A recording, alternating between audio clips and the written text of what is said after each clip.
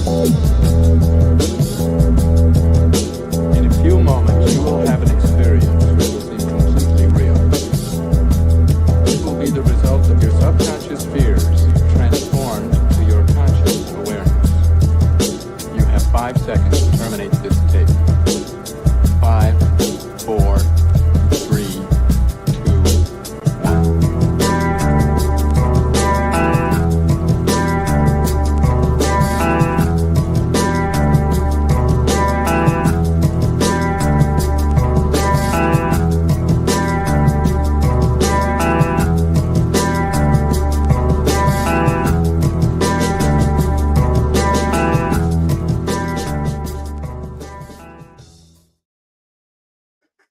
What's going on, everybody?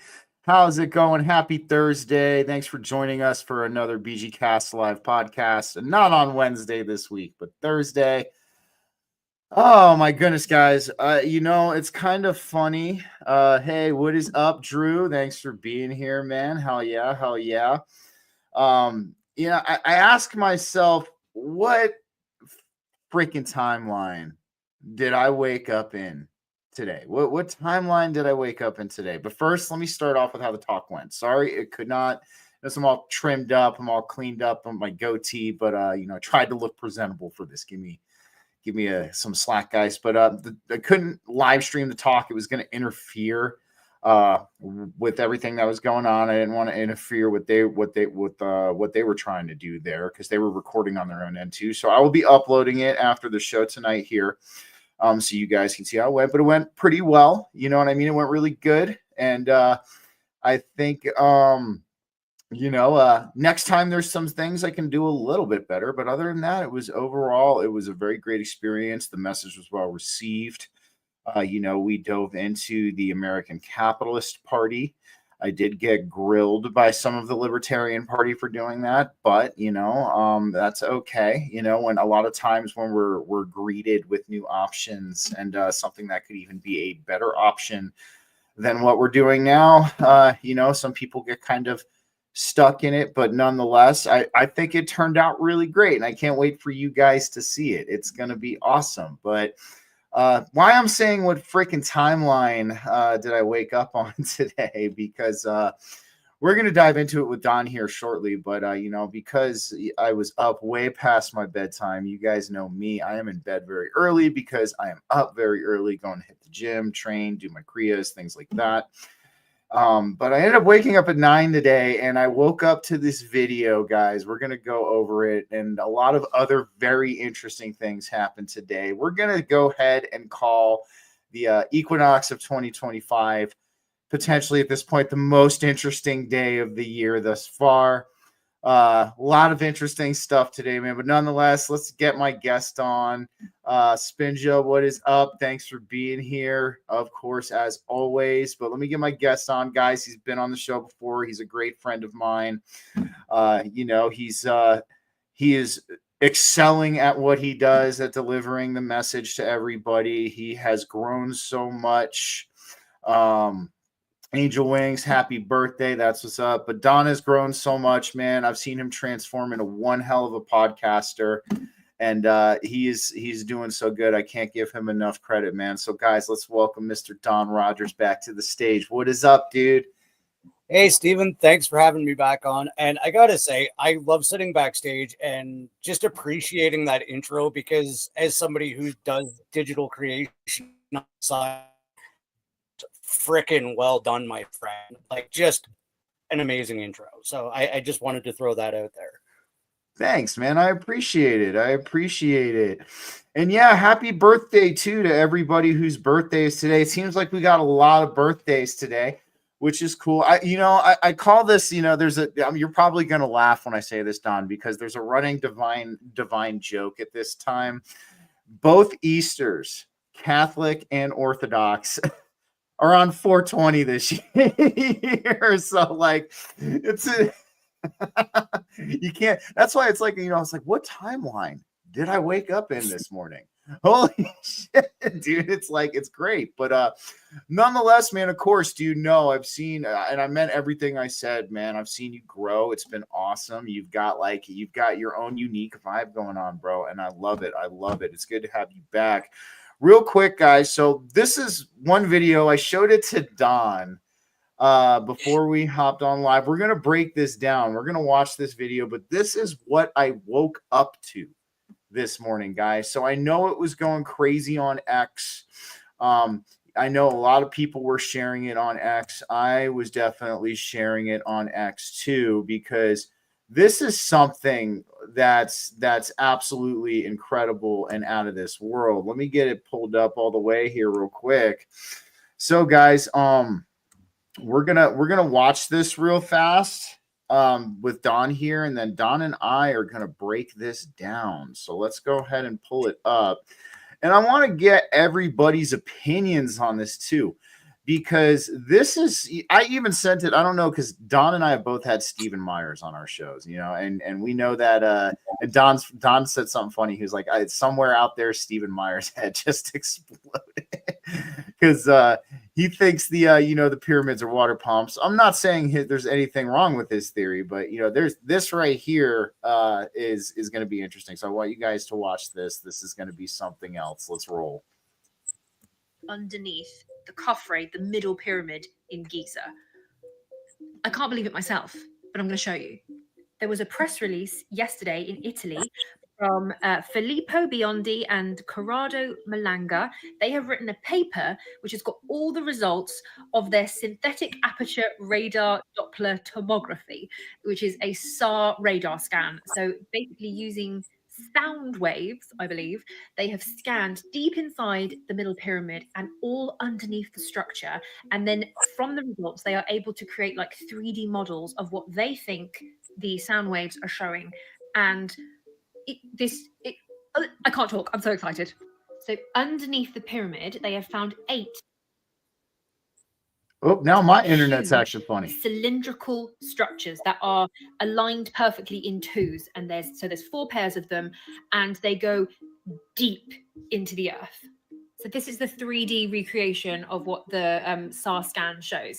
So you can see these 8 cylindrical pillars that go deep down, and then each pillar is surrounded by like a circular path or walkway or tube. Okay, this is not all. This is the beginning of it. Not only that, at the very base of the pyramid, like ground zero of the pyramid in the center, they have found 5 of these kind of stacked chambers, which are identical, look like they're kind of identical in size and form as the king's chamber of the Khufu pyramid, the one next door. So these are made with huge blocks of granite, red granite that was brought hundreds of miles away to the Giza plateau and stacked very specifically in this sort of horizontal sandwich with a convex, oh my gosh, what's the roof? The roof's on the wonk. There we are. A vaulted ceiling. I'm way too excited. So 5 of them. 5 of these chambers just chilling in the middle of the pyramid.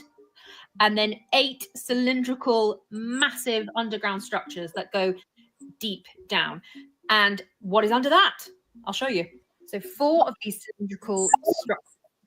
So I kind of just want to pause it real quick because, Don, what do you think about this, man? Let's kind of just start breaking this down, kind of as it goes. But, we're looking at these cylindrical structures with these walkways, man, that seem to be leading deep underground. What did she say? 800 meters. That's pretty deep down, man. And are you noticing a pattern about these things though?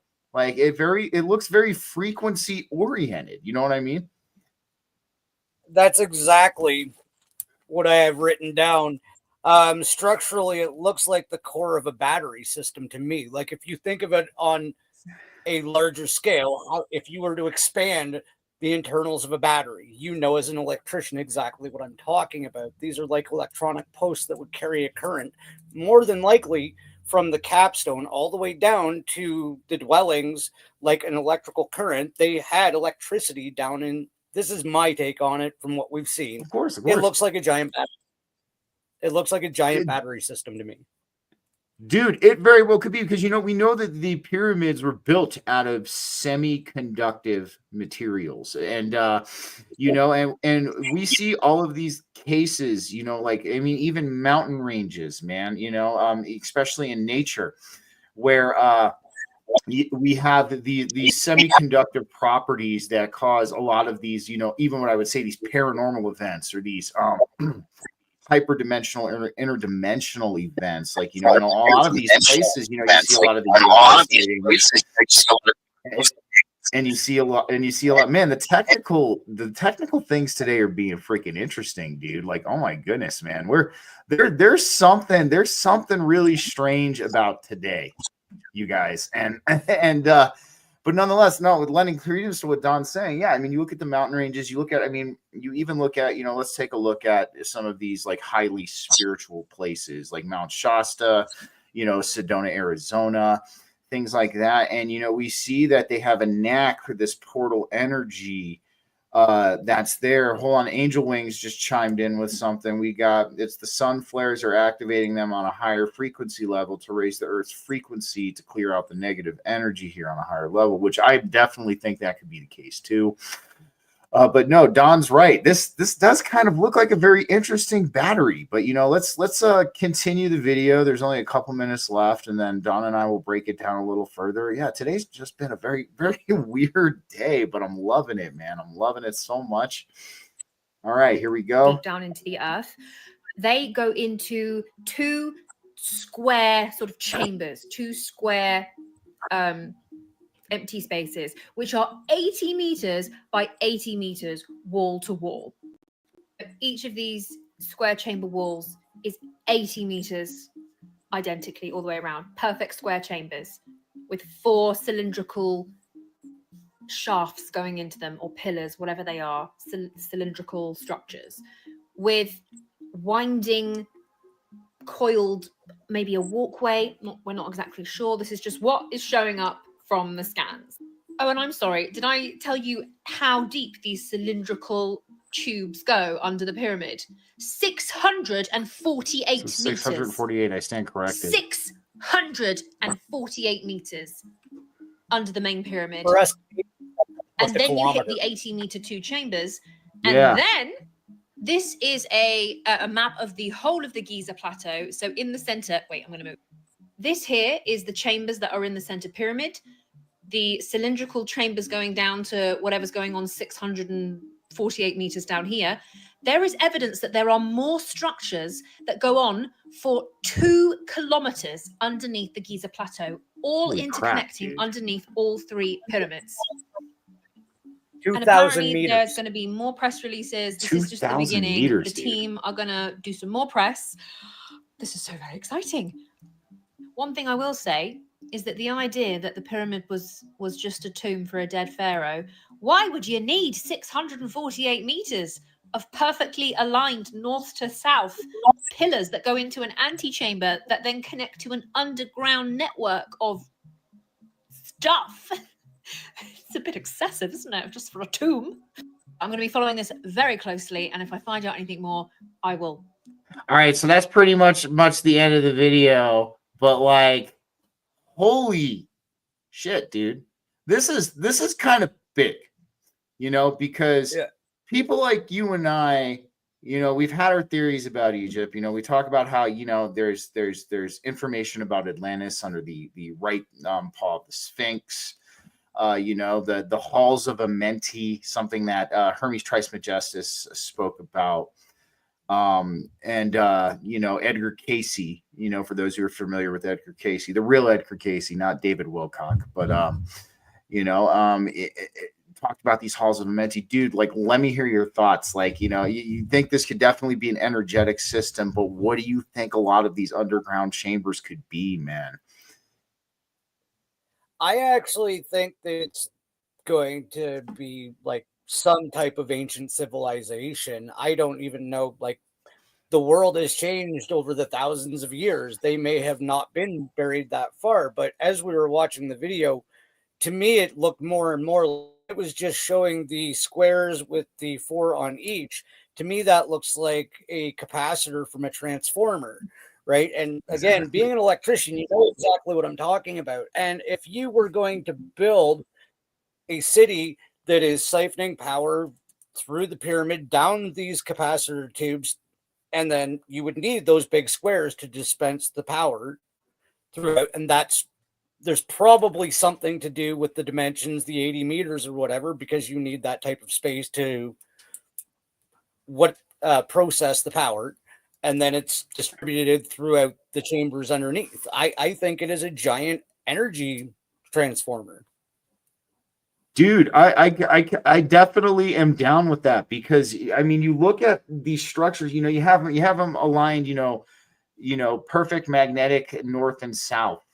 You know what I mean? They were talking about how these cylinders were aligned, that orientation. Real quick, we have Spinja came up. She said almost a kilometer. Yeah, that's exactly what you were saying. And then Spinja even thinks potentially elevator shafts. Dude, I at this point, everything's on the table, man. Everything's on the table. And then we have Angel Wings coming back in saying, I was researching the Sphinx at 14 years old. Ancient memories. I know exactly what's under there.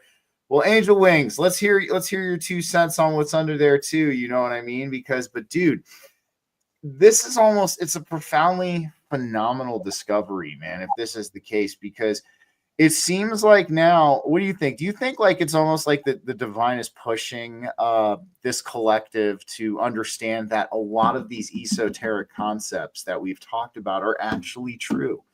It seems like we're getting that nudge. What do you think? I think that it is definitely being brought to light. Like, there's been a lot more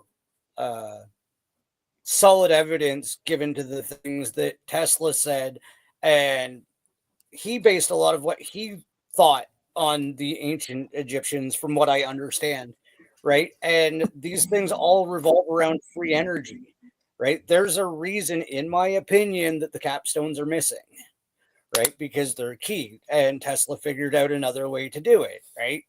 And that's why, all of his stuff was burnt down and disappeared, and, they named a terrible company after him to defame character. These things start to make sense.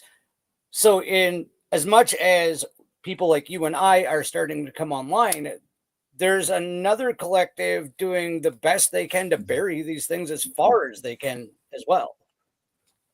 100%, man. 100%. It's almost like, and this was something that, I definitely wanted to talk with you about tonight. One of the topics, and I kind of call it, the parasite class controlling the awakening. But the reason why I framed it that way is because doesn't it seem like, in your eyes, Don, right now that conspiracies have become mainstream, right? We just looked at pretty much the drop. Hold on, Angel Wings chimed in real quick again.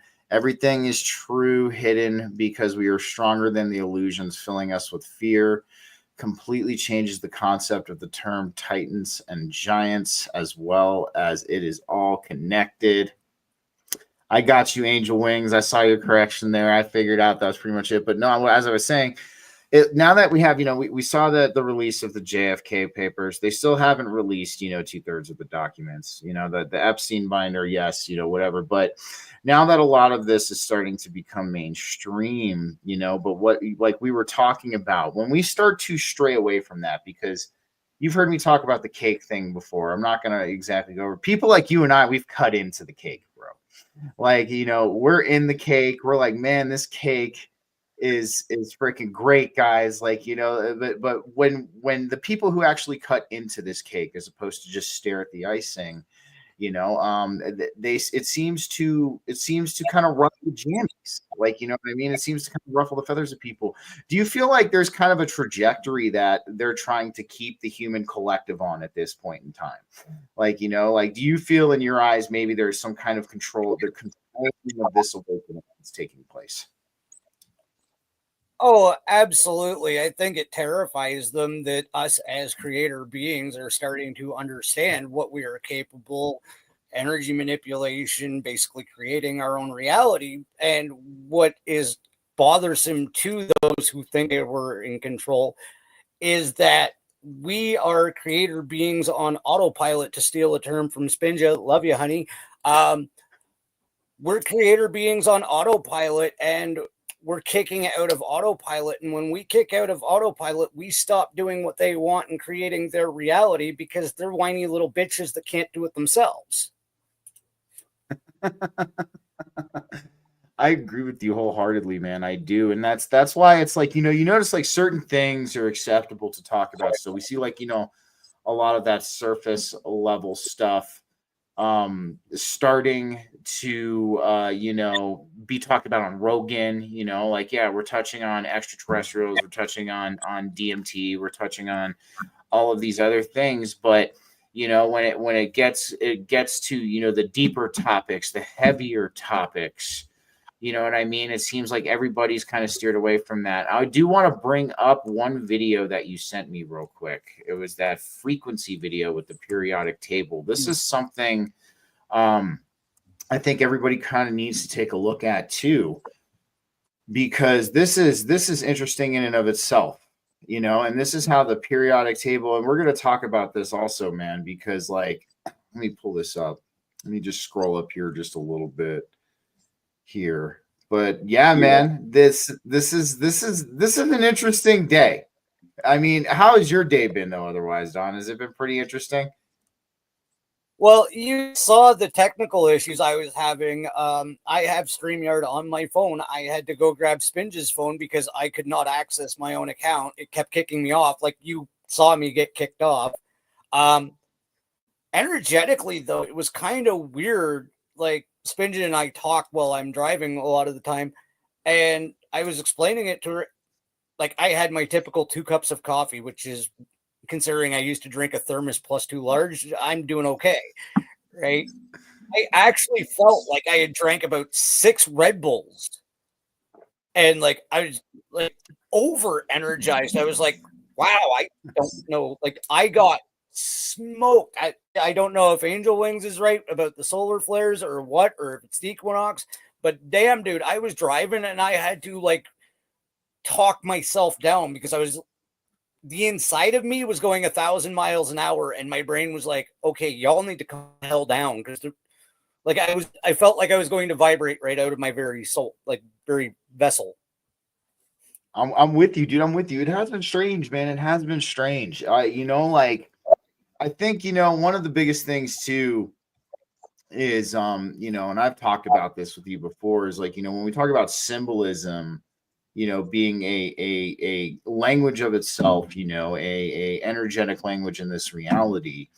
It looks like that these certain acts, and again, like I have my opinions about this, but it seems like even though there wasn't very many new revelations in this drop with the JFK papers, it seems like the mere act of that alone almost kind of like shoved us into a more like positive timeline. And that was like one of the messages I got today, during my little thing, was it's like, like, well, yes, the conspiracies being released are going to help kind of push the public into awakening more.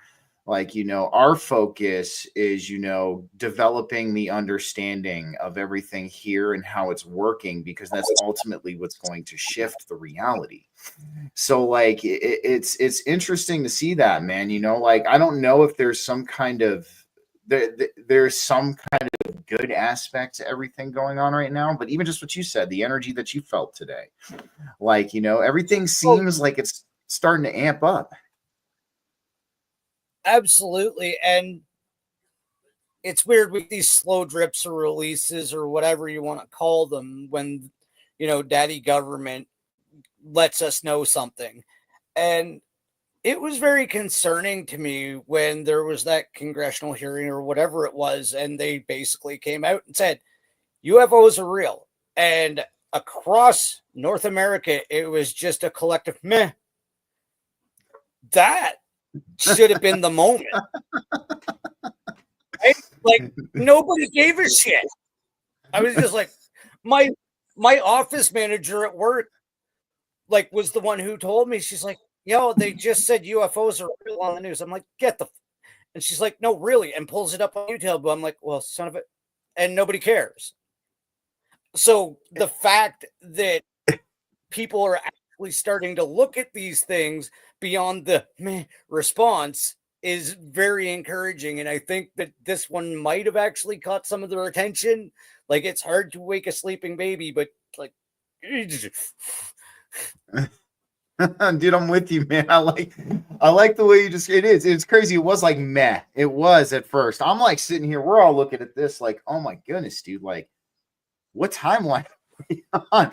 You know, like, and all that. That's in the question so far. It's like, you know, of all of 2025 for a lot of people, it's like, what timeline are we on? Like, this is interesting. Like, you know, like, and dude, like, I've always been open to it being a good thing. Really quick, we have angel wings. I was literally having a conversation with my ancestors last night while heavy clearing. George, a redheaded giant, Shiva, Scorpion King, and all the archangels. Yes, ancestors. It's a huge family. Hell yeah. And then Spinja, the energy has been crazy, come to think of it. I've been in a lot of pain this week, yet I set personal records with what I sowed. Hell yeah. I should be slowing down, not speeding up. Hell yeah. Can I jump in really quick there? Absolutely. Absolutely. Yeah. That's actually something I wanted to bring up to you. It's a theory that I shot at Spinja the other day. It seems like the higher or more pleasant the emotional vibration her and I are getting into, the less work our places of employment seem like, and the easier it is to pass through time. And I'll explain. She's setting records at her job. I completed a 6-hour and 20-minute run in 4 hours and 5 minutes, and I was not speeding. Holy shit. We are reaching flow state. Yes. And we are literally traveling through time with less resistance. And I just want to get your take on that. Do you think that there's an emotional frequency where time becomes less constrictive and you can simply do the things you need because you're in a more pleasant frequency? Oh, absolutely. I would 100% agree with that. I think as we, you know, increase in our awareness, as we increase in the understanding of, you know, our divine nature and the conscious nature of this reality, you know, especially being, you know, with things like, you know, I'll only bring it up shortly, guys. I know you've heard me say it enough, but, you know, with things like panpsychism now coming out and showing us that, you know, consciousness is a prime fundamental of this reality. I mean, our perspective of time comes from that, you know. And one really cool thing that you brought up, like, and I've experienced this in my life too, and I wonder if you've experienced it as well.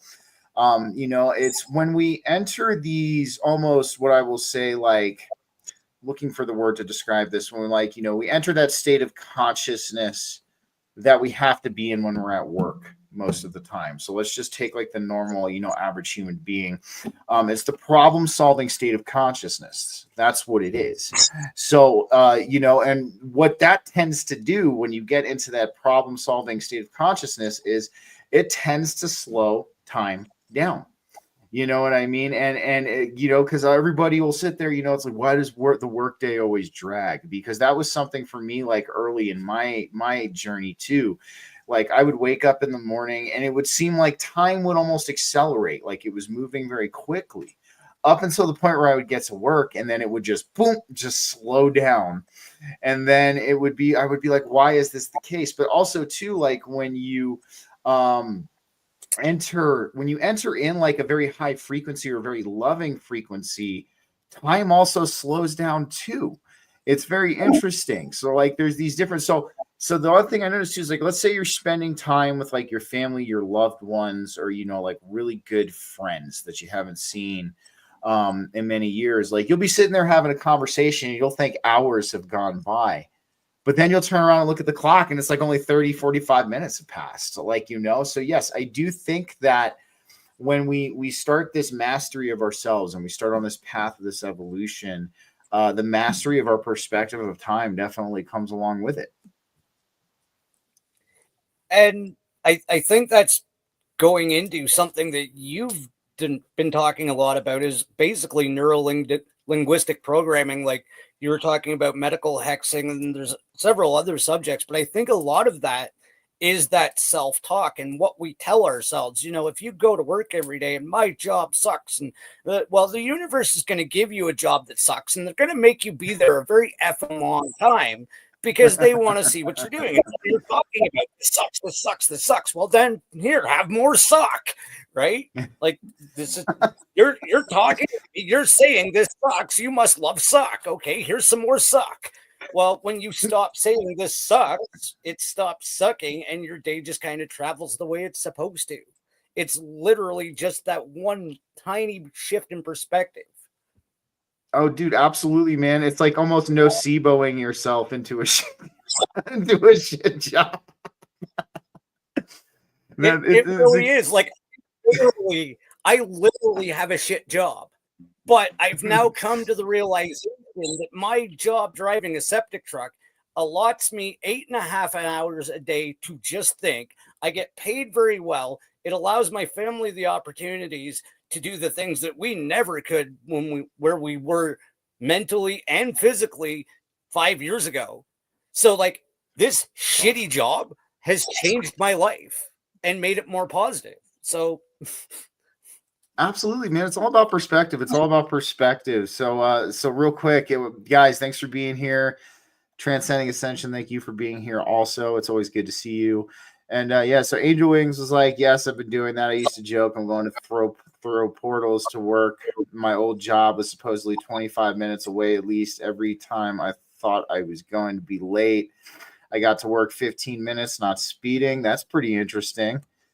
Spinja, okay, so seriously, time was flying, but I got so much done. I had chocolate watching Dirty Dancing. I'm getting paid to do something I freaking love doing. Hell yeah. And then Diana, Transcending Ascension, it's true. We can nocebo ourselves into shit jobs as well. So no, exactly, man. And it is. You know, I even talked about this last night in the talk, you know, and I'll bring it up again because, you know, this is an example of how your mental faculties interact with your reality. And I use this example because like we've all experienced this at a time. These are like really good case in point examples. So let's say there's something that you had to do, right? Like something you had to do, but you didn't necessarily want to do it. There was no want or alignment, but you know, it's something you have to do, whether it's like, you know, something you got to take care of for the, you know, the 3D world or whatever it is, or vice versa. But have you ever noticed when there's not that want to do it, but it's like a have to do it, it's like you have to jump through figurative hoops of fire just to even get it done.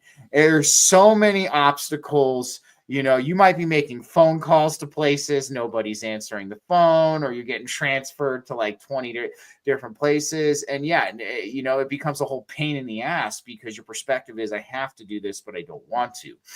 But the minute that we shift our perspective to us wanting to do this as opposed to having to do this, it is like the goddamn Red Sea parts, and there's like a fucking clear path right to what you want, what you're trying to do, what you want to do. So like this is like a prime example of how our mental faculties interact with the world around us.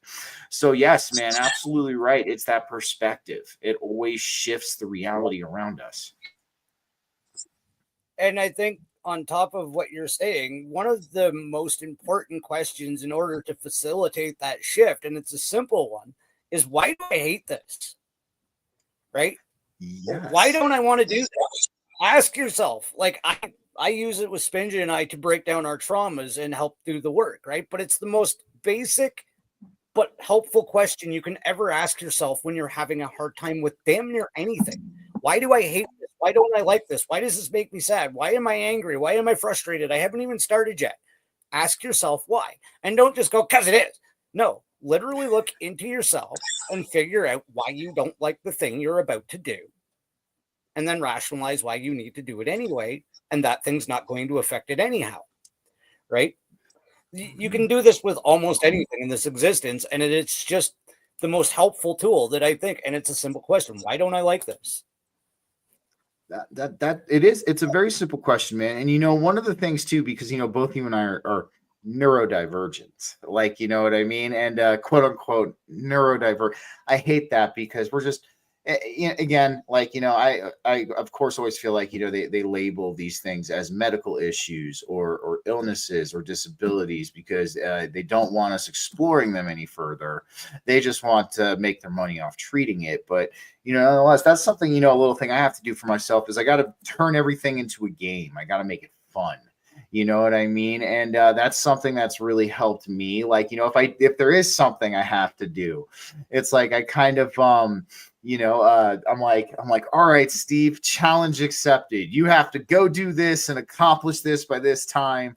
And if you do that, you beat the game or you beat the challenge. And I'm like, okay, cool. And I've noticed like when I do something like that and I shift my perspective, like going to work, I'm like, oh shit, dude. Hey, a challenge accepted. You know, I have to go to work and do electrical work and, you know, build altars to Thor and do all kinds of different things there, you know? So like it's that shift in perspective and like, and, you know, asking yourself why you dislike something most of the time, you know, and that's great you brought that up because that's a huge dose of self honesty. Like, you know, like you're sitting there and you're being objective with yourself and you're like, you know, like, why don't I like this? What do I hate about this? Most of the time, you're going to find out that you don't really hate it. Like, you know, you're going to find out, or if you know, you don't really hate it, or you're hating it because it's something that at that time you don't necessarily want to do.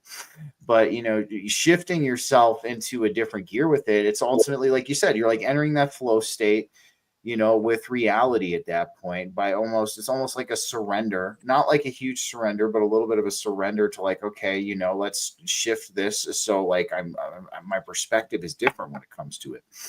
So yeah, man, I think it has to do a lot with that. But real quick, I want to bring up this video that you sent me because I absolutely loved it, and we're going to talk about this too because like this is something that, of course, you know, we have all of this stuff getting covered up and hidden from us. Let me go ahead and share the screen real quick and we'll go up. Now this one's only 50 seconds, guys, but this one's going to blow your mind. Don constantly sends me videos that blow my mind, and this is definitely one of them. So let's bring this up real quick. You guys are going to like this. So here we go. Let's get the sound up. This is how the periodic table used to look, everyone. Have you guys ever seen the periodic table like this? We're probably used to this one back in school, the stupid block of periodic elements. But before, it was in a snake formation based on the octave and the frequency that each element carried.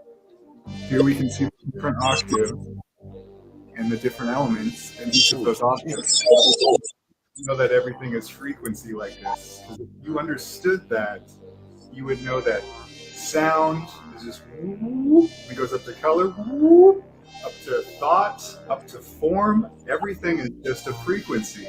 And if you understand your mind is a powerhouse for frequencies, you can create and change the world. And that's what they don't want you to know. What are you going to do about it? Dude, absolutely. Oh my God. Absolutely stellar little clip there, man. Stellar little clip. It's amazing because it's true. Because I mean, what boggles my mind is why did they change? You know, we kind of understand, but it's like, you know, we look at resonance frequency. That's something that's spoken about. Dean, thanks for joining us, man. It's good to see you. Good to see you, bro. And but no, it is. It's wild, dude, because like, you know, we look at every element, every single thing has a resonance frequency, right? I mean, and that's the biggest explanation for, you know, when you play a pitch that's too high, you break glass because the the frequency that was playing reached the resonance frequency of that window or of that glass that you were drinking water out of, and that's what causes it to crack. So this is something that's, you know, pretty well known to exist. Like everybody knows that this exists, and but the fact that they would change that, what are your thoughts on it, man? Like, I know this is like, do you think this could technically push us forward into some kind of new type of tech as well? I mean, this is interesting. I think if we could actually get the breakdown of that, because you and I know, and I'm trying to keep it simple, and that's the best part about my simple education, as I usually can, is reality is just, like you said, energetic frequency. And everything that is matter has a resonant frequency. And those things, exactly. If you were to play the right frequency, you could take apart reality, right? I could aim the right frequency at you and turn you into little bits of Steven, right? I could aim the right frequency at the wall and put a hole in it simply by separating the molecules. It was taken off the periodic tables that way so that we don't have the understanding that, hey, okay, the resonant frequency for that wall is this. So if I can figure out how to get my body, the spoon doesn't really exist. Isn't that out of the Matrix, right? If you can figure out how to manipulate the molecules around you at the right resonant frequency, you would be able to pass through matter, right? And it really is about the manipulation of our own energetic resonant frequency. We can figure out how to be one with things, how to change things into other things with that information.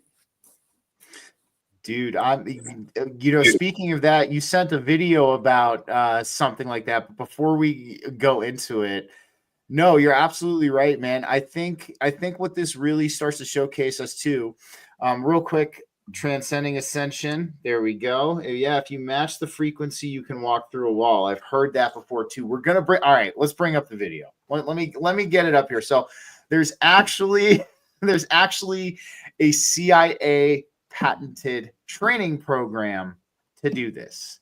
So hold on, let me get it up, because this was actually blew my mind too. Another thing Don sent me, I'm like, holy crap, man. But no, there's apparently from the looks of it, a CIA program. Let's go ahead and scroll up to the video real fast. So, all right, I got it right here. All right, let me get it just uploaded real quick. All right, hold on one second, everybody. Bear with me. Let me pause it real quick. Let me get the volume going on here. So here, all right. Dude, the technical stuff today has been weird. That's all I'm going to say. The technical stuff today has been just very, very strange. And let's go ahead here. I still don't know what's wrong with my phone. Dude, I don't. It's strange, man. The technical stuff today is strange. All right, let's go ahead and take a look at this real quick.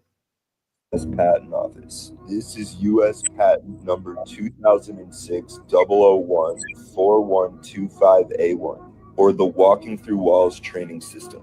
According to the abstract on the patent that you can all go and read yourselves, this invention is a training system which enables a human being to acquire sufficient hyperspace energy in order to pull the body out of the third dimension, so that a person can walk through solid objects such as walls or wooden doors. This patent is very real and was taken incredibly seriously by members of the U.S.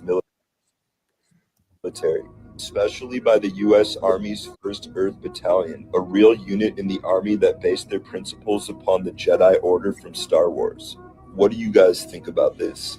Damn it. From one of I don't know, man. They have a, oh my goodness, dude. So they have a patent number for this. This is interesting. Looks like I have some new training to do. It looks like we're just gonna say that. It looks like that's, but no, exactly like akin to what Transcending Ascension was saying, what you were saying is if we can match these resonance frequencies of these different things, we can essentially become one with them. We can essentially find a unison state. I mean, they called it hyperspace energy, and in your words, Don, do you think they could maybe potentially be talking about accessing like the 0 point field or something like that? Do you think that, or potentially this is a state of consciousness or a state of being, an increased frequency that we ourselves can walk into to achieve these feats like this? I do actually, especially what's been going on in my own personal life with the shift in emotional frequency, do think, given the right psychological training and unlocking of lost abilities, stolen abilities, it is absolutely possible for us to reach a physical frequency wherein you can interact, regain your pyrokinesis, walk through walls, all of these things that have been stripped away from us from years of becoming complacent and reliant on the system that we live in, because we don't need them anymore. Because, I don't need to start fire because I can start fire, right? Well, it's the same thing. They've made us useless in our own existence. Well, if we start to redevelop these things and abilities in our own minds, we will regain them. It's meditation, it's practice, it's gratitude, it's all of these things that we talk about all of the time. 100%, man. This is, a lot of this is starting to become uncovered. And I mean, a lot of us on the back end, excuse me, have been kind of uncovering these like lost knowledge, these lost remembrances on our own. But it's really nice to see that it's almost as if the divine is now starting to permeate our reality just a little bit more. And the reason why I say that is, and that's why I tell everybody out here, and I tell all the viewers and the listeners that just the simple act of healing yourself and the simple act of stepping into this new way of being and this new way of life is not a small, simple thing at all. It is something huge. It radically shifts not just your reality, but the collective reality also. And again, like I just keep going back to the experience I had today a little bit earlier too. And it always just rings out. The understanding shifts the reality. And that is, what was relayed to me. It's like, the more we begin to understand ourselves and our divine nature and everything that's going on, the more not only do we shift our subjective reality, we shift the collective reality as well.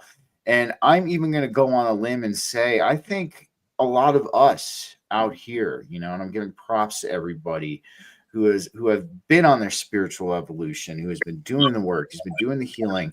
I think we're catalyzing something big here, man. I think we're catalyzing something big here. What do you think? I think we should give ourselves a little bit of credit, because I think a lot of us did have a hand in the way that things are emerging today. What are your thoughts on that? I absolutely agree. And I just had a guest on Friday, and I should get you to watch that one. Sonia Roy, absolutely fascinating lady. And she explains, like, these emotions, these frequencies that we expend, they're contagious. Eventually it's going to pop off, like the 100th monkey thing, right? Like it's bound to happen. It is contagious. It just vibrates through the collective. Right? You think about when you were a little kid, right? If you're in the bathtub and you're splashing the water really hard with this hand, but really fast with this hand, the fast will eventually disrupt the big, right? So when you're at this high vibration, it will eventually supersede the lower, and if you're like this, it'll go faster, right? And that becomes contagious. It spreads through the ripple in the water, right? Eventually there's less and less giant wave, and it just spreads, right? It actually, what's the word I'm looking for here? It doesn't overtake, but it becomes part of the proper frequency. Like if you're here vibrating at this happy frequency, it's impossible to keep the lower frequency, is what I'm trying to say. Exactly. No, that makes a world of sense. It makes a world of sense. And the reason I think this is actually happening in our reality right now is I do work for a fairly small company, but I can now talk about this shit to 1/3 of the employees. Mm-hmm. It's 2 out of 6, but still, I can talk to 2 people at my workplace about this shit, and they get it. Dude, it's amazing. Like, and that's why, like, I even kind of see, like, kind of talking about what you were saying, it's interesting. We're starting to see kind of this, I'll even call it a synthesis. And, I think that's a huge part of a lot of the work that, like you and I have been doing here. I always talk about how we are like these energetic light posts, man. And we're like grounding this foundation of the higher frequencies here in this reality through the work that we're doing, through healing, all of that. And I think, we're being met halfway, which is really awesome when you think about it, because, that's one thing when we talk about manifestation, we have to meet the divine halfway. We can't just sit there and want and wish for anything that we want and just expect it to come poof, into our lives and just magically manifest there. Of course, I think maybe at a time as we get a little bit further, don't get me wrong, instant manifestation could become a thing down the line. I'm not saying it could not. But as of now, we have to meet the divine halfway. So look at this picture, right? A lot of us in our conscious collective, we want the new earth frequency. We want this new way of being. We want this new way of life. We want to walk into this frequency. We're trying to push ourselves as a collective on this positive timeline. And what if everything that's going on right now is the divine meeting us at that halfway point as a collective? That's a very interesting thing to think about. Maybe what's happening right now is a collective manifestation from us. What do you think about that? I definitely think that's the way it is shifting. And I think you're absolutely right. I do think we are on a better timeline and getting slow meeting in the middle. And again, I'm going to shout out Sonia. She was literally just explaining this on my show, that instant manifestation and all that is very hard, right? But the way to make your manifestations better is to explain, or easier, I should say, is to explain to the universe how it is useful to more than just yourself. Okay. Take the example of the farm that Spinja and I want. It's like, oh, great. We want a farm. We want to leave. We want to go be cool and play with chickens. Well, that's kind of a selfish want to ask the universe. Okay, but when we get the farm, we're going to be giving away a lot of the produce that we create. We're going to be giving people free eggs. We're going to be giving people the vegetables out of the garden. We're also planning on opening a dog or husky rescue, which is going to benefit animals in need. You have to show the universe the reasons why it's a good idea to give this to you faster. Right. So that is a key thing as well. And I absolutely agree that we are doing this, and it's because we're showing the universe why this is a good idea that it seems to be happening, in my opinion. Absolutely, man. I would 100% agree. Real quick, Dean chimed in with something pretty interesting here. I think the meeting halfway probably applies to walking through the walls also. I would completely agree with that, because you have to seek that, and that's the biggest thing. Even talking about these different ulterior paths, I'm going to call them the spiritual side quests, that we can kind of do during our evolution. We have all kinds of spiritual side quests that we can kind of look at, but mine has been trying to achieve the cities, learn how to control the cities. Remember that. The path didn't showcase itself to me until I met the universe halfway, till I met the divine halfway. I had to seek that path. I had to want that path. You know what I mean? I had to have my head, heart, and hands in alignment for it to showcase that path. And, the way it showcased it to me was through a challenge. And once I overcame the challenge, that showed the universe that, okay, his head, heart, and hands are aligned when it comes to this little spiritual side quest he's going on. So we're gonna work with him. We're gonna give him that. I think also too the same concept through walking through the walls. That's interesting. That's an interesting thing to talk. I mean, do you think that applies, Don? I think most certainly you have to seek that information to want that and get there. I absolutely agree. I think that you really have to work with this reality, right? It is malleable, but it requires some assistance. It will help you. You have to help it. You have to provide it energy. in my current situation, I have to go provide a service, but it gives me a reality that I could have never had before, right? And I hate to keep going back to my job, but same idea, same principle, right? Like, I'm sure if you sat there and meditated and read and studied and did all of your work, yes, you could eventually pass. Well, I'll out it. She's coming on my show on Saturday anyway. Take angel wings from the audience. Girl be lighting up lights with her freaking hand. Okay. She has Yes. done some work, has learned how to work with the energies in her environment. And I think that is one of the keys to successful manifestation and keeping things on the path that you want them. So I want to show everybody these videos. I'm sure she doesn't mind. No, you introduced me to Angel Wings, and I'm going to say she is one super conductive human being. And guys, if you don't believe that she's lighting up these lights with her bare hands, well, we have video proof. So let's go ahead and pull it up real quick because no, like it seems it's very interesting. This is something. I mean, this is what I would call a truly a superconductive human at this point. Because with that being said, it's in order to be able to achieve this, there's definitely a level, at least in my eyes, of superconductivity. Jamie, I'm giving you a shout out. I know I just met you today. I know it's your birthday too today. Happy birthday. So let's pull up this video real quick and I'll let everybody see this. Diana, I want you to check this out too. I think you're going to find this very interesting. So let's bring it up real quick. So here's one of the first videos, right? So check this out. Okay, this is gonna have to be really fast. Okay, no light. Light. No light. Light.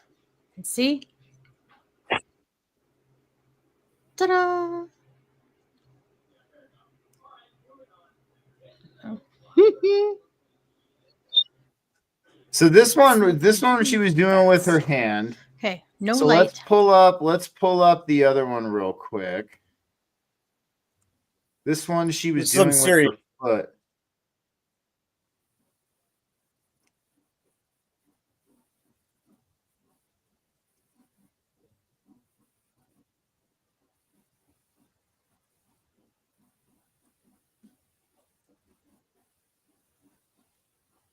This is wild. That's insane. This is wild, man.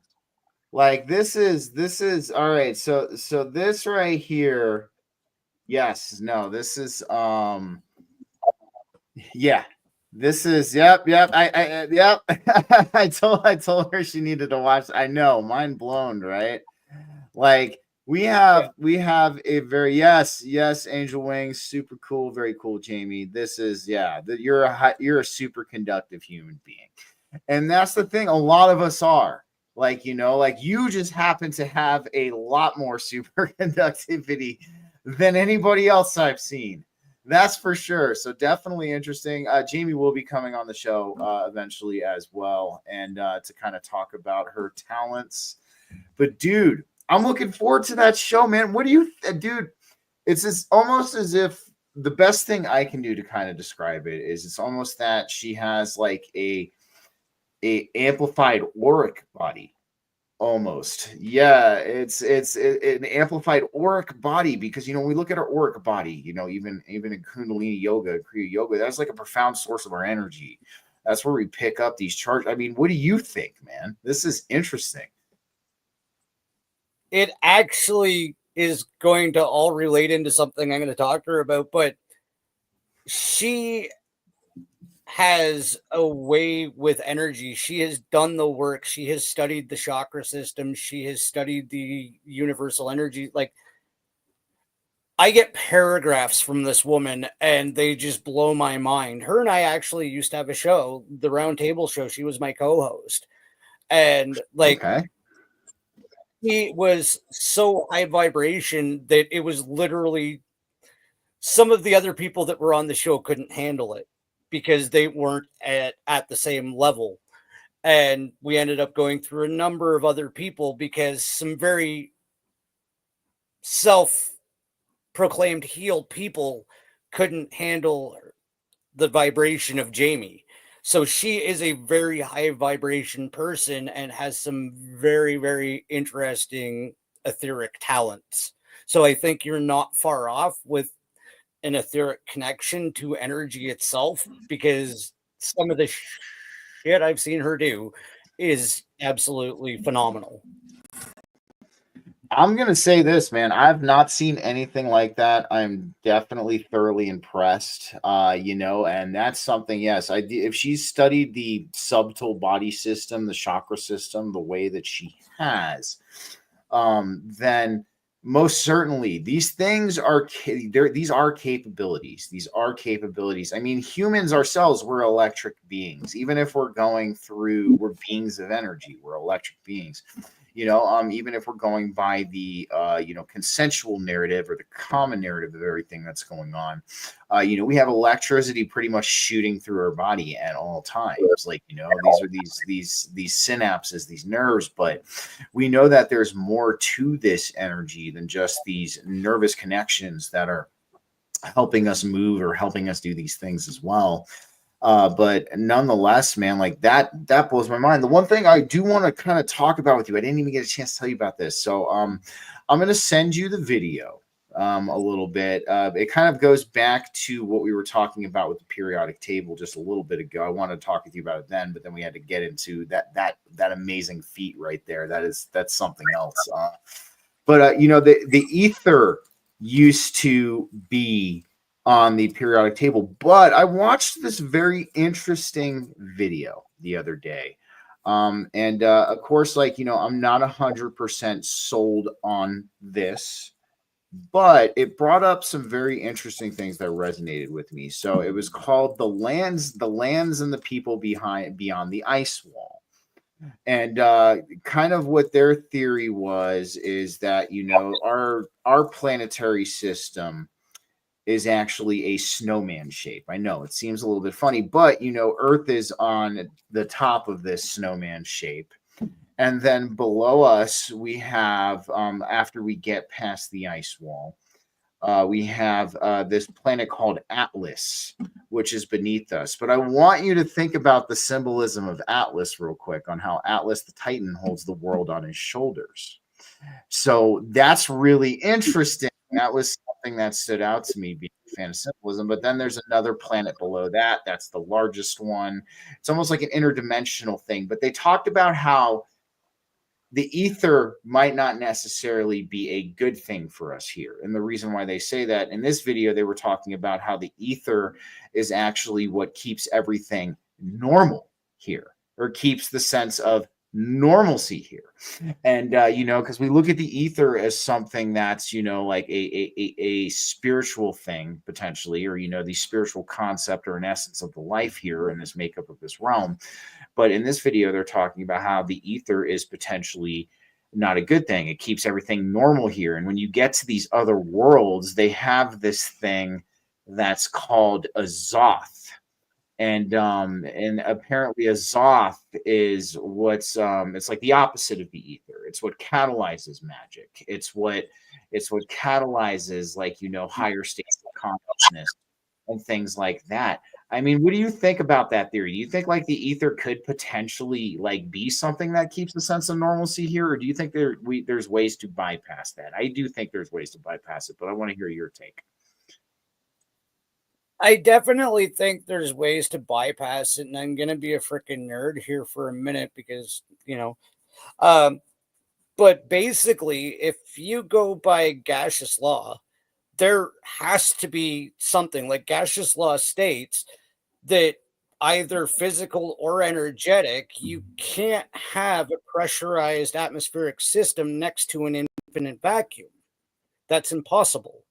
Mm-hmm. So the idea that we're just on a marble floating in space and there's water and everything here without any type of physical or energetic construct around us is absolutely ridiculous. There has to be, otherwise everything would get sucked into the infinite vacuum. Now, I think that's also what is responsible for what we call the third density itself. That encapsulation, exactly what you're talking about. I personally think it's the ionosphere. The ionosphere got changed to the ether because they still have to tell you everything. They can just change the names of shit, right? And that ionosphere is what you can't permeate with certain frequencies, but you can get ultra high frequencies through the ionosphere, right? So that's when we feel connected to the source or whatever, because we're ultra high frequency, but low resonance frequencies stay within the ionosphere and make it shitty here. And no, I really do think it is responsible for that. I'm 100%, man. I thought I wanted to bring it up. I'll send you the video after we're done with the show tonight. Like I said, I'm not 100% sold on everything, but something there was interesting aspects of it for sure. There's I mean, especially when kind of that take on the ether. Real quick, I wanted to answer a couple questions, Dean, and the map is in the atlas, as that's what it's called. So the reason why I said what I said, so if you've ever seen Atlas the Titan, right? Like, so in this model that this video was talking about of how the world actually is, granted, everybody in the listeners, I'm not a flat earther. I think something completely else is going on, but this isn't even a flat earth theory. This is like a snowman earth theory. So I'm just entertaining it. Don't get your feathers all ruffled. It was a very interesting video, but when every time we see the Titan Atlas depicted, in a lot of his normal depiction, he's always leaning over with the earth on his back, or he's holding the world on his shoulders. And in this model of the existence, yes, half a butt cheek, Spinja, yes, definitely half a butt cheek. I might leave one in this theory too. This is going to be interesting, but in this, when you have the planet Earth, which is on the top, it's like a spherical planet. It's not flat. But on the very bottom, the south, there's this ice wall that's kind of separating our planet from the planet that's below us. And the planet below us is called Atlas. And the reason why I find that so profoundly interesting, if you haven't checked out my show before, I'm a big, here we go. The book. I just thought it was also interesting that the maps of the globe are contained. Yes, that is very interesting. I'm going to tell you that as well. But real quick, what I was saying, symbolism is a language, right? Like the universe speaks to us, and a lot of these things that are these messages of this programming that's put into our reality is done so in the way of symbolism. And I just find it really interesting that Atlas is this planet, according to this video, according to this theory, is this planet below us, and we're on top of it. And then we see Atlas holding the world on his shoulders every time he's depicted. To me, that's very interesting. I can't. What do you think, Don?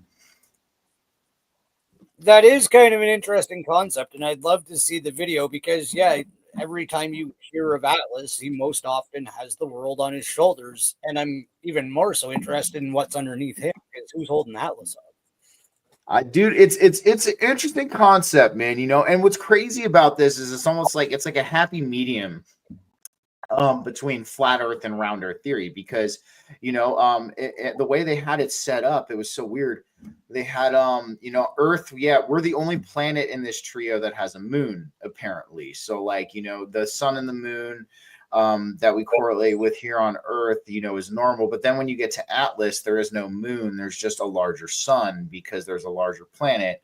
Then according to, and I would even think maybe this could be a dimensional thing, like there could be many different earthen realms, there could be many different terras or different expressions of Terra or Gaia. But then when you get down to the third and final planet that's supposedly below us, that planet has two suns. It's a binary system there. So it's very interesting, man. I don't know. I'm going to send you the video for sure. I'm going to send you the video, but I don't know, man.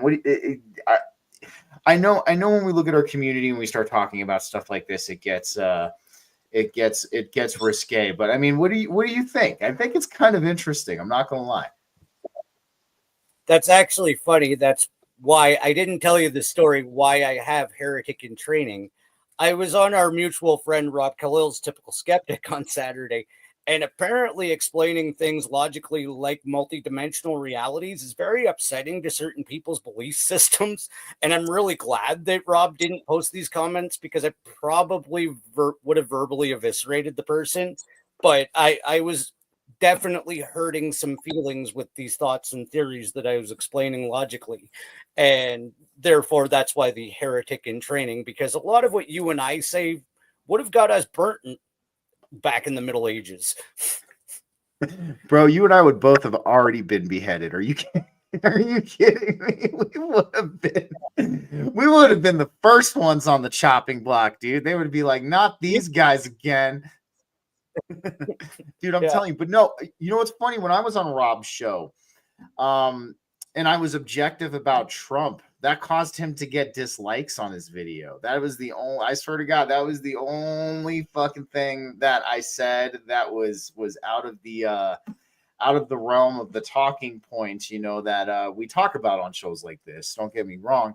But he was asking about Trump, and I was telling him I'm objective about Trump, you know, like I'm not attached. These are my thoughts. And I can tell there was people in the comments that didn't like it at all. I was kind of keeping an eye on what was going on. And yeah, I don't know if that was the reason he got dislikes on his video for it. But dude, there's something about this community, and I'll tell you what, man. And that's that was me. I'm not hating on you for loving Trump, Dean. All right. I just have to stay objective. Somebody has to.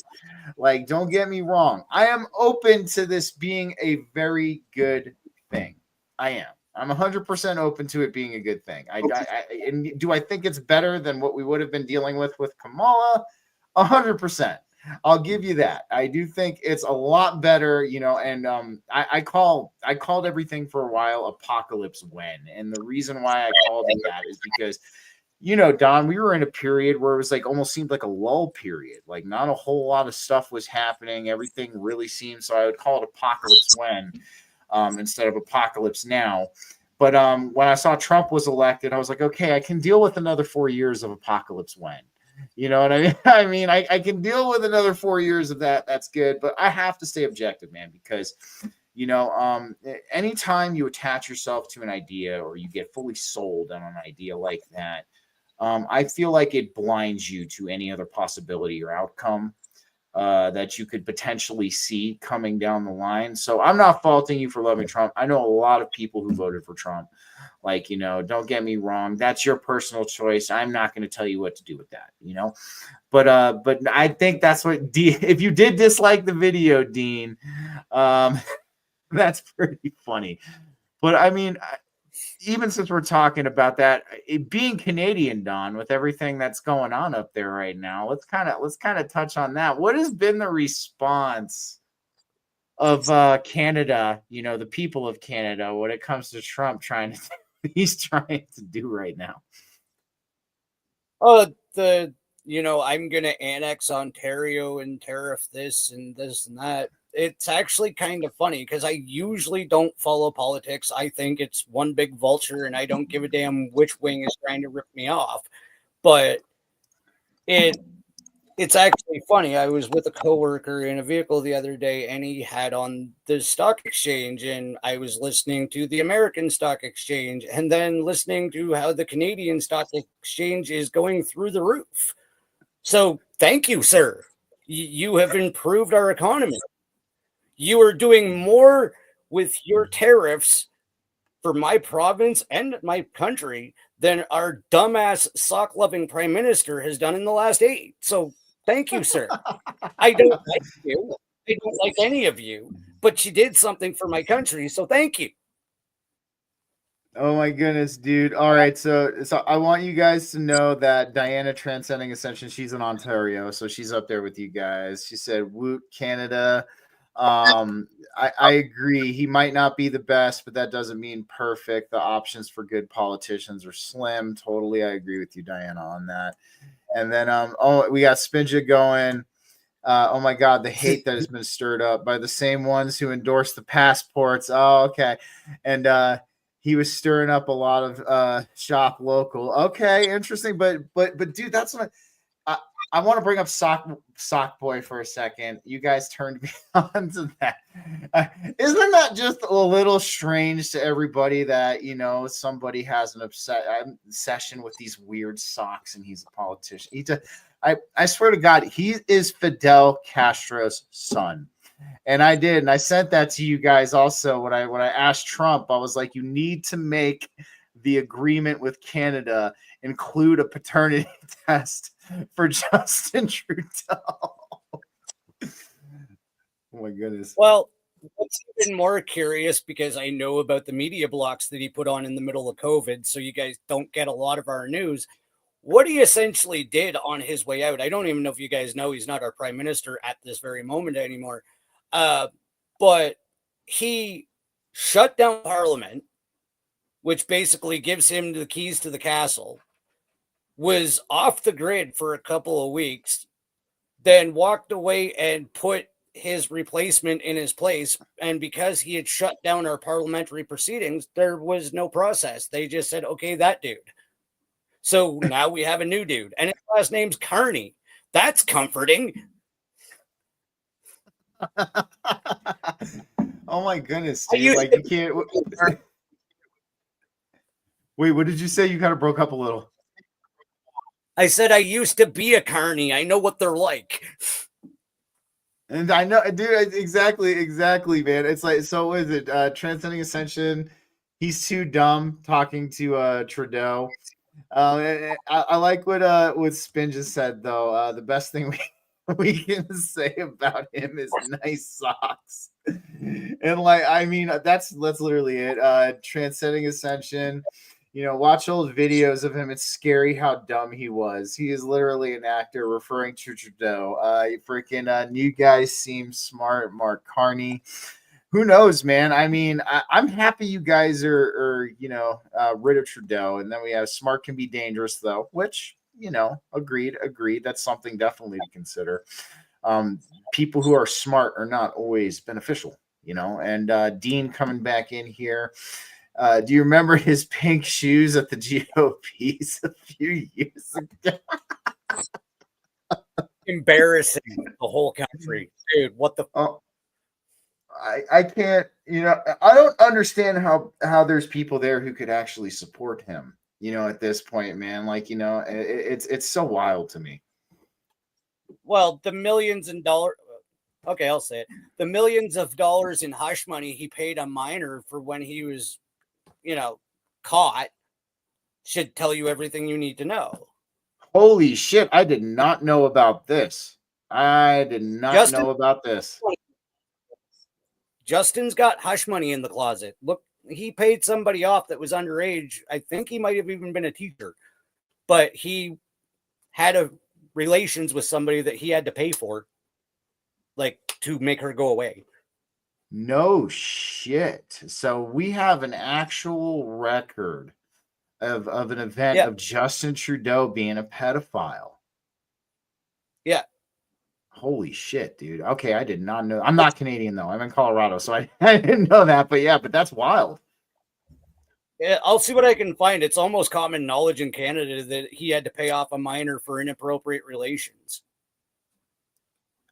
And the people, and that's crazy. There's people there that are still supporting, because I guarantee you, man, if that happened here and that were to come out of the woodwork, there would be a shit storm, especially with all of the the revealings of child trafficking and pedophilia that run rampant in our government, Hollywood, you name it, it's freaking there. It runs rampant. Here in the States. It's unfortunate, that's why I do think that in some ways, if that aspect of the truth were to be released, it would probably, I mean, you try telling a whole country of people every facet of Americana they've grown to love, respect, and enjoy is interwoven with child sex trafficking and pedophilia. I think that would send this entire nation into an uproar, 100%. I don't think any sane person would welcome that scenario. And so maybe that, in some ways that's a good thing that all has not been dropped yet, but it's good that people are starting to become aware of it. No, dude, definitely send me that stuff. I'm going to send you this video. We're going to go ahead and close it off for tonight. But nonetheless, man, freaking no, I always have a good time with you, dude. It is always awesome to have you on. Thank you for freaking coming on tonight, as always. So guys, I have both Don and Spinja, because you should also get to know Spinja if you also know Don. I have both their Facebook profiles in the YouTube and the Rumble description of this video. And I also have Don's channel, the After Dark Show with Don Rogers, his YouTube link under both the Rumble and the YouTube descriptions. But why don't you tell everybody else where else they can find you and what else you're working on right now, man? You've pretty well got it covered there. You can find me on social media, X, Instagram, Facebook, all of that wonderful stuff. I'm barely ever on X, sorry. But yeah, aside from that, what do I got coming up? Psychic Duck is actually coming back on my show tomorrow. Very cool. She is if you've ever wanted to get esoteric knowledge from a Velveteen puppet, that's your hookup, because she is one of the most fascinating sock puppets you will ever talk to, bro. And Sarah Alcalde next Wednesday. Yes. And then Congrats, my friend. Oh, dude, no, thank you, because we all know how that happened. Like, I literally, to quickly retrace, Spinja's like, hey, you have to listen to this guy. Then she's like, hey, you have to listen to this girl on this guy's show. And I was like, oh, shit. I resonate with both of these people. Ended up becoming your friend. Ended up getting to co-host the interview with Sarah. And now she's coming on. So thank you so much. Would not have happened without you, brother. Absolutely, man. I'm glad I could help you out. And yes, of course, I wanted to ask you. So I'll go ahead and I'll add you to our spiritual panel group on X after the show tonight too. And if you would like to be a part of it this weekend, once we get the time, it'll be on Sunday. Once we get the time figured out, I'll talk with, Transcending Ascension, the Lion. I'll talk with all of them and see what a good time is, and I'll let you know. But yes, I'd love to have you be a part of it, man. It would be great to have you and Spinja there. Absolutely. I do have to go do my shit job for a couple hours in the morning, so anything after lunch, I'm cool. Awesome, man. Awesome. Well, other than that, guys, I want to thank you all for joining me for this Equinox special. I think, as you heard from Don, as you heard from Spinja, as you heard from everybody, today was a rather interesting and strange day. This one's one for the books. I'm actually really happy. Like, I'm enjoying this timeline. Like I'm enjoying this timeline now. Before it was like, I don't know just yet, but now it's like, man, I'm sure you're enjoying it too, man. Other than that, I will be back next week with Ryder Lee, freaking from Raised by Giants podcast. We are going to be talking about his new documentary a little bit, Clockwork Shining. We are going to be talking about, are we living in a simulation, and is our food being simulated? Is there some kind of weird thing happening with our food here? We brought that up in his show. I'll talk to you about that rabbit hole after the show for a little bit, Don, if you can hang out. But other than that, guys, thank you for joining us for another BGcast live podcast. I will have the talk uploaded as soon as we get done with the show, and I'll see you guys next Wednesday. Have a good night, everybody. Take care.